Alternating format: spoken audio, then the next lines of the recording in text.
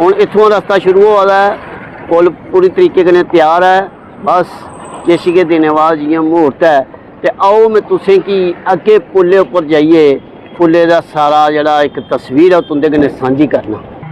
ये देखो क्या खूबसूरत दृश्य नज़र आवा है इस वक्त, जियां मैं तुंदे कन्नै गलबात शेयर करना। पर पहले तुस इस जेह्ड़ा नवा पुल बनिए तैयार हो गेदा है, एह्दा दृश्य दिक्खो किन्ना शैल दृश्य नज़र आवा है और किन्ना शैल लगता है। गुलिस्तान डोगरी चैनल तुंदा मता मता स्वागत है। जय डोगरी, जय डोगर, जय भारत। छोड़ो कल की बातें, कल की बात पुरानी, नए दौर में लिखेंगे मिलकर नई कहानी। हम हिंदुस्तानी, हम हिंदुस्तानी। चांद की धरती पर जा पहुंचा ज़माना, नए जगत से हम भी नाता जोड़ चुके हैं। नई उमंगे, नई तराने, अब है नई कहानी। हम हिंदुस्तानी, हम हिंदुस्तानी, हम हिंदुस्तानी। दोस्तों तो देखा दे गयो कि अज दा ध्याड़ा में शुरुआत भारत दे एक नए गीत कन्नै कीती है जेह्दे चारों तरफ खुशहाली है। इहदा दो कारण, एक कारण है कि ये जेह्ड़ा अगस्त महीने की शुरुआत गै हो जाती है देश प्रेमी दे गीत की, जे बस 15 अगस्त साढ़े देश की आज़ादी मिली ही, नुआढ़े प्रांत बस शुरुआत हो जाती है 1 अगस्त थमां गै। जियां इस बारी तो किश रंग गै बखरा, हर घर तिरंगा। ये भी साढ़े देश ने साढ़े प्रधानमंत्री होने एक आह्वान कीते दा है ते मिगी मेद है कि हर घर तिरंगा जरूर होग ते देश उत्सव मना'रदा है। ते की नहीं अज नेहियां गल्लां भी कीतियां जान। देखो गुलिस्तान डोगरी चैनल पर अस हमेशा कोशिश होंदी है कि सच्चाई ते सच्चियां गल्लां दस्सने दियां। अस हर गल सच्ची दस्सने आं जेह्ड़ी होआ दी है। कुसै दा आखना कि तरक्की नहीं होआ दी, कुसै दा आखना तरक्की होआ दी, पर अस तरक्की होआ दी ओह् बी दस्सने आं। जेकर जित्थे खड्डे होए दे न ओह् बी दस्सने आं, जित्थे नाले चलदे न ओह् बी होंदे। पर किश पत्रकारें दी एक खासियत है कि उ'नें नैगेटिव गै दस्सनी है खबरें। एह् पत्रकारें दी अपनी अपनी पत्रकारिता होंदी है, पर साढ़े गुलिस्तान डोगरी चैनल की पत्रकारिता ये है कि जो सच है उ'ऐ दस्सना है।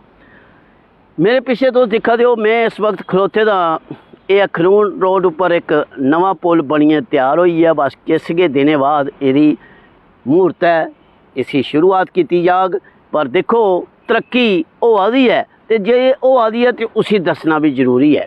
अ'ऊं उसे चीज़ की साइड नहीं लै दा, ना लैनी चाहिए कि जे पत्रकारिता निष्पक्ष होनी चाहिए। इसे करिए अस तुसें कि खड्डे नाले ते तोड़ फोड़ वाली जगह भी दस्सने जिथे सरकार किश नहीं करती ते जिथे सरकार दियां कमियां रेही जंदियां। पर जिथे अगर सरकार दे तरफों अच्छा काम होआ दा ते उसी भी दस्सना साढ़े धर्म बनदा है।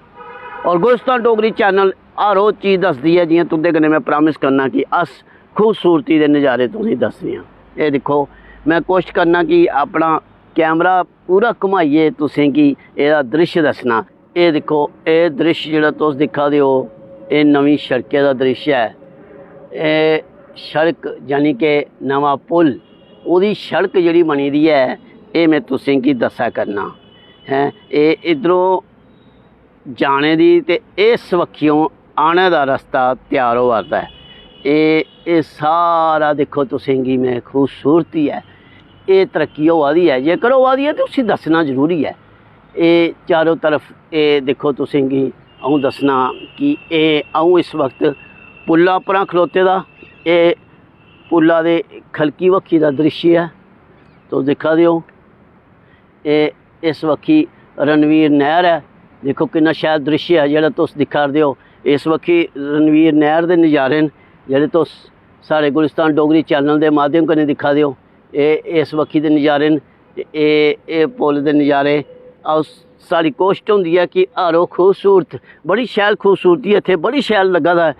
केइयां लोकें दे घरें दे कन्नै एह् पुल दा जेह्ड़ा रोड है ओह् इ'यां लगदा कि पुल साढ़े उंदा जेह्ड़ा उपरली दूई छत्त है ओह् सड़का कन्नै मिली गेई है।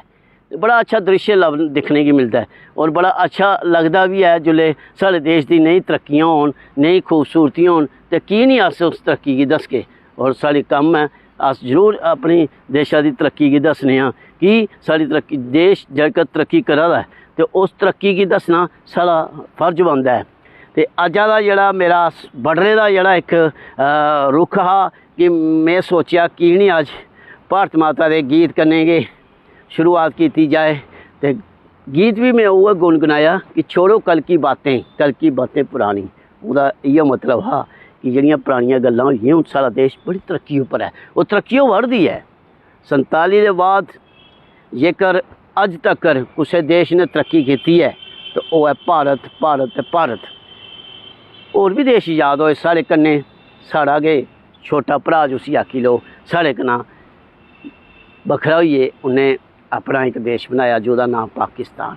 कट्ठी आज़ादी मिली पर नुहाड़ी हालत दिक्खो ते साढ़ी हालत दिक्खो, तुसें आपे दुद्ध दा दुद्ध ते पानी दा पानी लब्भी जाग। दोस्तों कोस्टोग और कोई नई शैल गल, और कोई नई तस्वीर, और कोई शैल वातावरण या कोई शैल नई जगह जेह्ड़ी मैं तुंदे कन्नै शेयर करगा। बने रहो गुलिस्तान डोगरी चैनल कन्नै। जय डोगरी, जय डुग्गर, जय भारत, जय हिंद।